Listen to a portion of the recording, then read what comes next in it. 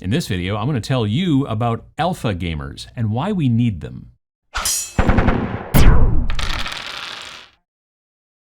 I'm going to start off this video by saying that I honestly don't like the term alpha gamers.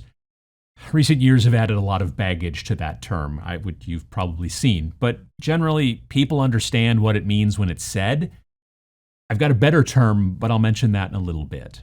The tabletop gaming industry, not just tabletop wargaming, but like board games and role-playing games and all that kind of stuff, has known about these alpha gamers for years. They're generally the ones that you need to target and talk to when marketing your new game due to the social aspect of tabletop gaming. Word of mouth is one of the most powerful kind of motivators in the tabletop gaming market when it comes to purchases. If somebody says, I like this game, and you trust that person, and they've never steered you wrong before, you are more likely to pay attention to that than you are to pay attention to like some cool ad on Facebook or whatever. These alpha gamers are the gamers who usually introduce new games to the rest of their gaming group. Maybe it's just a group of friends, maybe it's an entire gaming club, and maybe it's even all of the gamers that hang out at the gaming store. Sometimes you'll walk into a gaming store in a different town, you're on vacation or like a business trip or something like that. And everyone there is playing a war game that you've barely even heard of, right? Like you expect to see people playing Warhammer because it's the biggest. You walk into a shop, you see people playing 40K and that kind of stuff.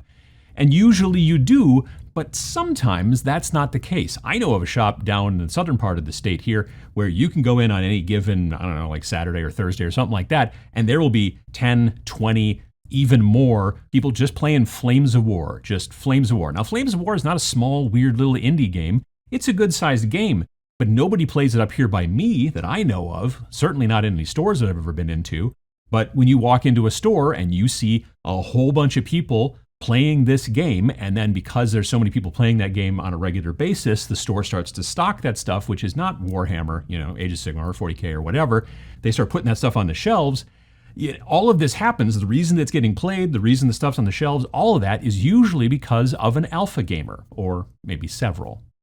Now, personally, I generally prefer the name Bellwether. Bellwether is kind of like in flocks of animals, birds, sheep, cows, llamas, all kinds of stuff like that. They'll all move in a flock in a certain direction, and you wonder, well, how do they know where to go? Well, usually there happens to be one llama or whatever in that group who is kind of making the decisions on where to go, and it's not super obvious. There have been scientific reports and things like that. There's also a really fun book called Bellwether by Connie Willis, which you might want to check out. But this bellwether in gaming is the person that picks a direction and starts the ball rolling towards that. Outside of gaming, like think of a large group of people trying to decide where to go and eat. Maybe you've got a whole bunch of friends and you're all trying to figure out it's a Friday night, you want to go to a restaurant or something like that. Or, and this has happened many times in the past, you're at a convention, let's say Gen Con, and there's lots of places to eat around there, and you've got a group of people, maybe it's 6, 7 people. How do you make that decision? Not everyone likes the same thing, or this and that. Maybe people don't know as much about the area, all that kind of stuff. But many times nobody wants to make a decision, right? But eventually a decision gets made, right? Otherwise you'd all starve. And very frequently the bellwether of the group had something to do with it. Now, we could get into all kinds of psychology and whatnot but that's really not what this channel is about, right? I mean, this channel is about tabletop wargaming and the miniature painting hobby and all that kind of stuff. And it's also about getting people into those things, which is where the influence of the bellwether is important. It's rather difficult to just become a bellwether for gaming. It seems to be more than just deciding to become one. A person might be a bellwether for their small group of friends, right, that they play together with, but they may not be the one for the larger group or for all of the people at the shop. However, you'll certainly never become a gaming bellwether of any stripe if you don't try. And the way to start trying is to become a gaming advocate. I've talked about this before, Pachow, and it takes a bit of work. In board gaming, it means that you bring a new game that you've learned, to play and kind of sell the idea of playing it to the group at your next game night. You're like, hey, I got this new game. It's all in the box. I'll teach you folks how to play it. And you teach them to play, and perhaps you'll get them interested to play that game again, or maybe others like it in the future. In role-playing, it generally means that you've picked up a new game system and will now become the game master and teach it to the rest of your gaming group. It is kind of difficult to just be like, hey, there's this new game, you guys should run it so I can play it. That doesn't really work all that well. More likely than not, it's, hey, I picked up this new game called Lancer, and it's a sci-fi RPG with customizable mechs and stuff, and I'll run it and help you roll up your characters. That's how you get people on board. And hopefully, if you do it right, you'll get your group to play it with you and possibly even enjoy it as well. Wargaming is a bit different though. With board games and RPGs, generally one person makes the investment of both time and money, and the other folks in the group can just sort of play along.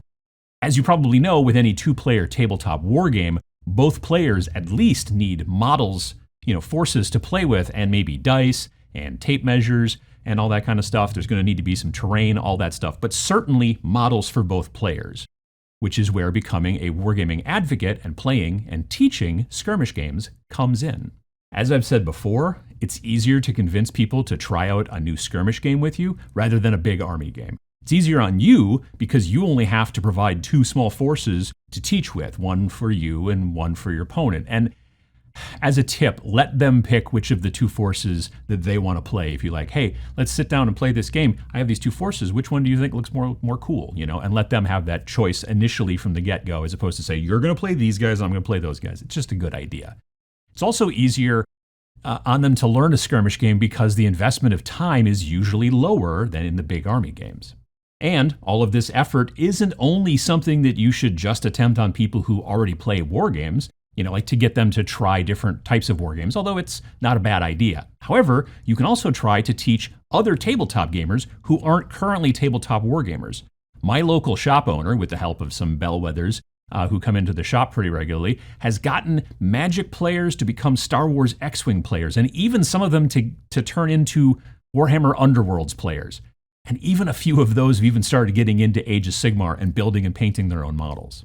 And perhaps as a bellwether to your friend group or family, you might even be able to convince some of those folks who don't even currently play tabletop games of any kind that tabletop war games are something that they're actually interested in. Maybe they'll just continue playing with you and your figures that you let them use, or maybe, just maybe, they might start buying and painting their own.